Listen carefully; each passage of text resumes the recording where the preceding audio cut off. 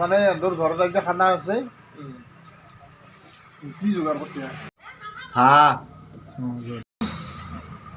কেইটকাকৈ পইচা দিছে সেইটো যে হিচাপ কৰাই নাই ৰ আনছে আৰু তোৰ ঘৰত হ'ব খানাটো ইয়াত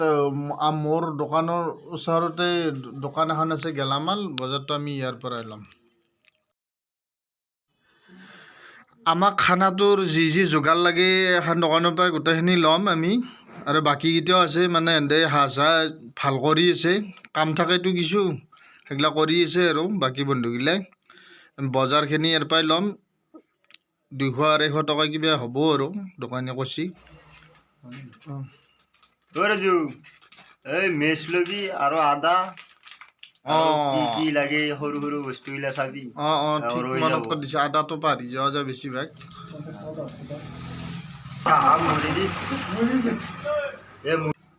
মুড়িটো আচলতে নলয় এনে তামচা কৰিছে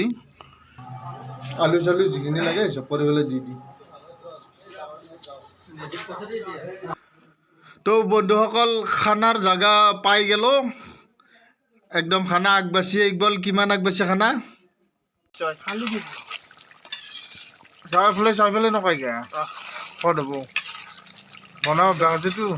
বহুত আগৰ পৰা এইটো আমাৰ শমশেৰ ভাইয়া আগৰ পুৰাণ খানা খোৱা পাৰ্টনাৰ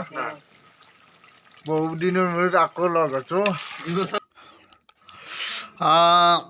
অলপ দেৰি হ'ল ভাইয়াত বেয়া পাব নালাগে আৰু ইকবাল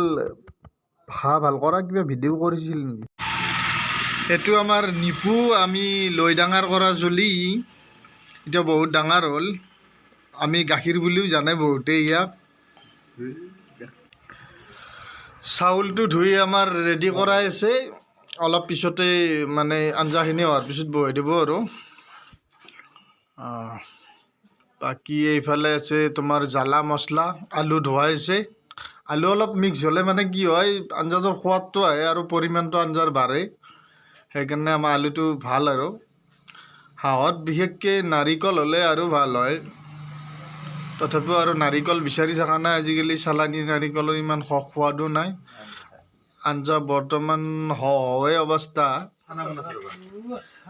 অলপ আমি চাখিলোঁ আমাৰ মফিদুল ভাই ভাবি আছে মানে আৰু খাবাৰ হ'লে আৰু যাব পাৰোঁ 30-40 থকা মানুহ মই কিবা মৰম লগা ভণ্টি এটাই মানে জুমি চাই আছে আমাৰ টিকটকৰ বেছ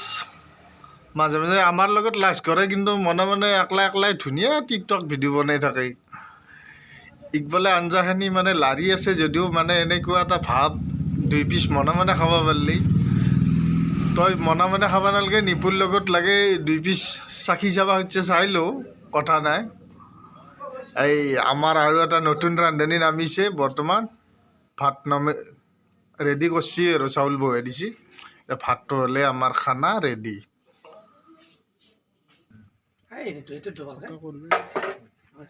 আগত আমি খানা বুলি ক'লে ৰাতি 12টা-1টা বাজি দিওঁ কিন্তু আজিকালি কাৰো ওচৰত সময় নাই সময় দিব নোৱাৰে সেয়ে সোনকালে কৰি সোনকালে খাই দি কেনেকৈ ঘৰত যাব পাৰোঁ সকলোৱে সেই ধাৰণাতে থাকে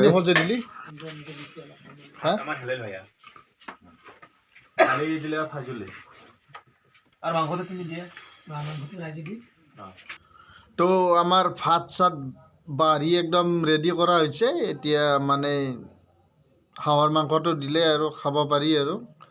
খোৱা আৰম্ভ কৰিমেই মোৰ ভাতখিনি এইফালে ডেক্সত দিছে এই কাঁহী বাতি এইবিলাক যে লেতেৰা কৰি ৰাতিপুৱাৰ কাৰণে গৃহস্থৰ কাৰণে থবি তো কথা হ'ল কি ছাৰপ্ৰাইজ হিচাপে ধুনীয়াকৈ কিছু পৰিমাণৰ আঞ্জা মানে কেৰাহীটোত থৈ দিবি যেনে ছাৰপ্ৰাইজ হিচাপে থওঁতে যেনে মানে বেয়া নালাগে আৰু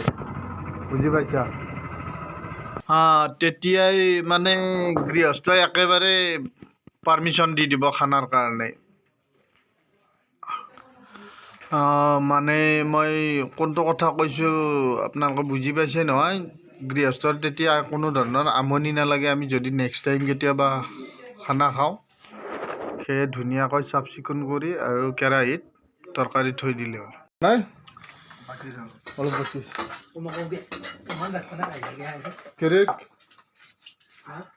কেনে হৈছে আঞ্জা আঞ্জা কেনে হৈছে বাবু শামছুৰ ভাই আঞ্জা ধুনীয়া